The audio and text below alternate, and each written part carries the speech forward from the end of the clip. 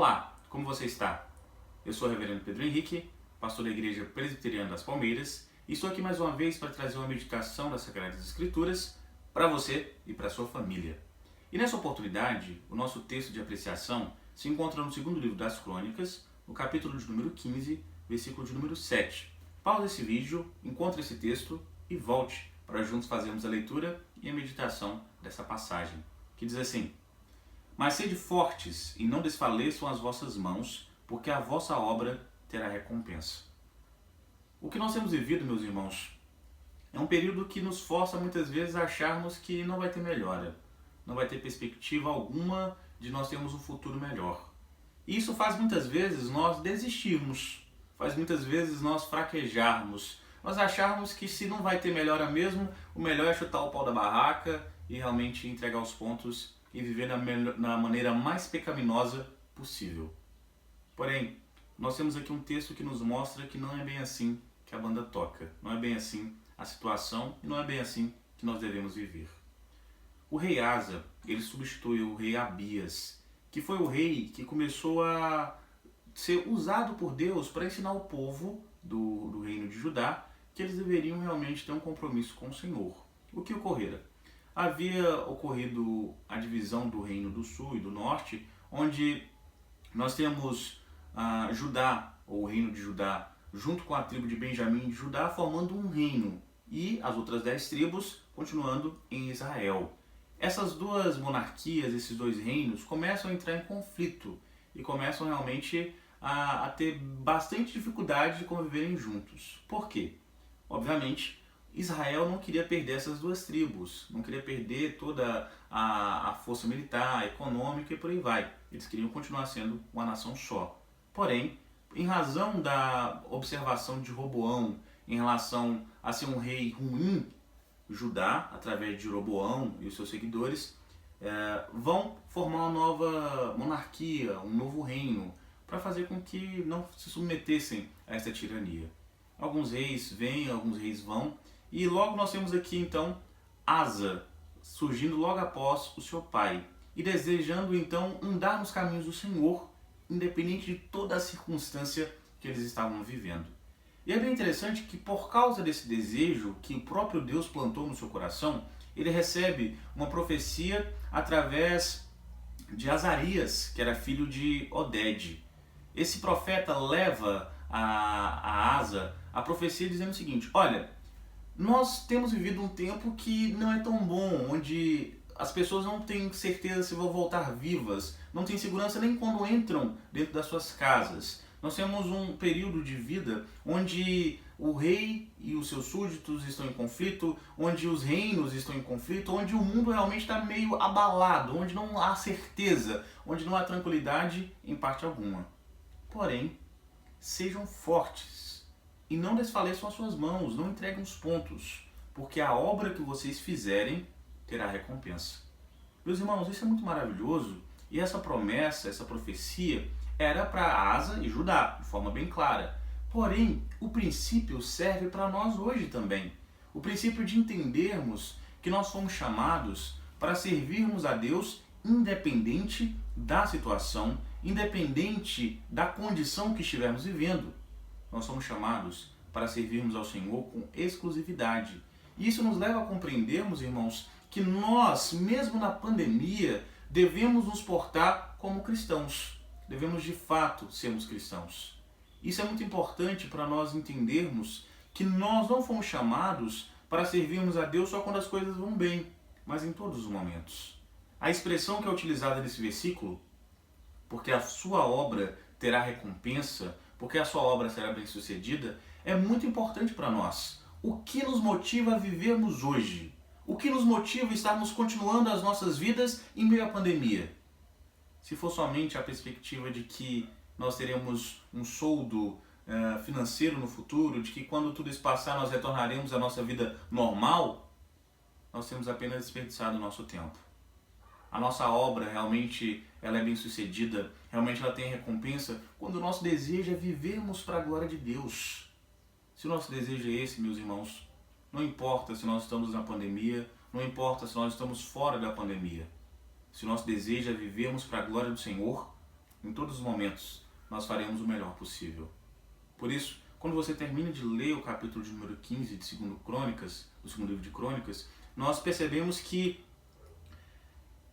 toda a conjuntura que foi trazida para o rei Asa fez com que o seu coração se inflamasse tanto, que ele desejasse e muito viver em exclusividade para Deus, e ele transmite todo esse desejo para os seus súditos como um só. Todos aqueles que eram sobre os quais ele reinava, todos esses juntos, haviam se tornado um só homem. O coração deles estavam juntos em um só propósito: servir com exclusividade a Deus.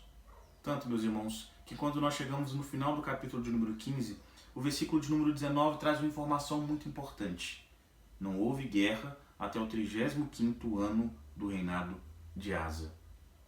Asa começou a reinar em um período onde era muito raro haver um mês, um ano, onde não houvesse nenhuma guerra, onde não houvesse nenhum conflito, um atrito entre os reinos, entre as monarquias daquela localidade.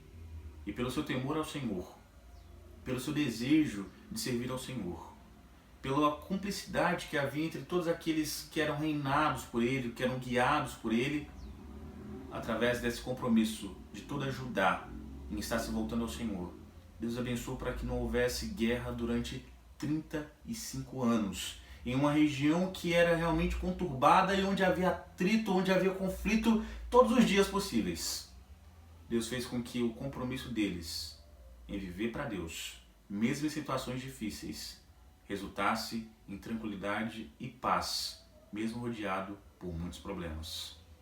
Meus irmãos, a promessa de Deus para nós não é a ausência de problemas. A promessa de Deus para nós, através de Cristo Jesus, é que nós podemos confiar que mesmo em meio aos nossos problemas, pode haver paz. Para isso, é importante que nós, de todo o nosso coração, nos voltemos a Deus em integridade e exclusividade. O reino de Judá foi um reino marcado nesse início por um rei que desejava muito ser exclusivo ao Senhor. E nós, meus irmãos, hoje somos marcados muitas vezes pela nossa falta de vontade de servir a Deus, pela nossa falta de dedicação, pela nossa falta de levar a sério o relacionamento com Deus. Por isso, eles estavam vivendo um tempo difícil, com toda certeza. Mas isso não serviu de desculpa para o afrouxamento da intensidade que eles se relacionavam com Deus.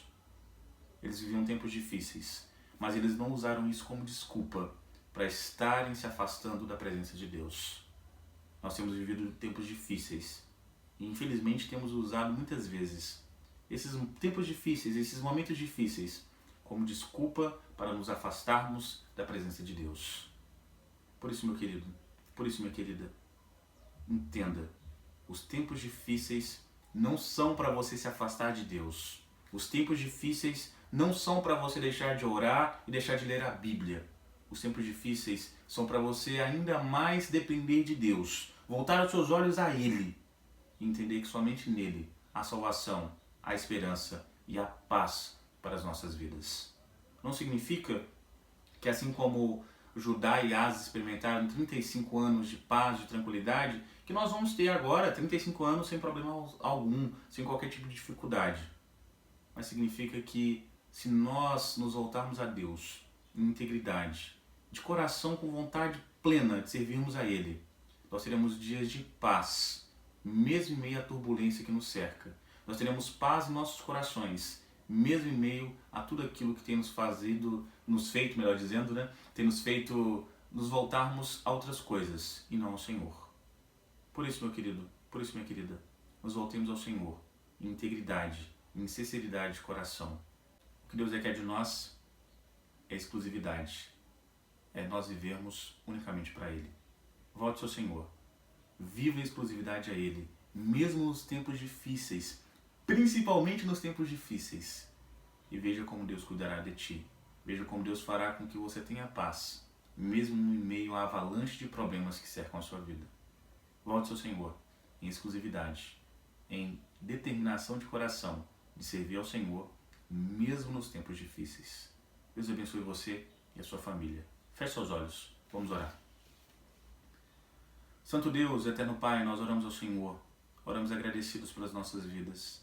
E nesse instante, ó Pai, a nossa oração é pedir ao Senhor que esteja, ó Pai, nos abençoando, esteja nos capacitando a vermos melhor toda a situação que nós temos vivido. Que nós entendamos que é um momento propício para nós usarmos, para voltarmos ainda mais ao Senhor, em exclusividade, em prioridade de vida, ó Pai. Abençoe ricamente a nós e as nossas famílias. Nos capacite nos tempos de crise, nesse tempo de pandemia que nós temos vivido, a nos voltarmos ao Senhor em exclusividade e inteireza de coração. Santo Deus, que o nosso desejo seja de verdadeiramente, mesmo no tempo de pandemia, servirmos ao Senhor. Abençoe a nós, abençoe os nossos corações, as nossas vidas e nos faça cada vez mais detentores de uma certeza de que nós vivemos e existimos para a glória do Senhor. Em nome de Cristo Jesus, que nós oramos e agradecemos hoje e sempre. Amém. Meu irmão, minha irmã, Deus abençoe ricamente você e sua família. Que vocês usem esse tempo para se voltar ainda mais ao Senhor. Um forte abraço e fique com Deus.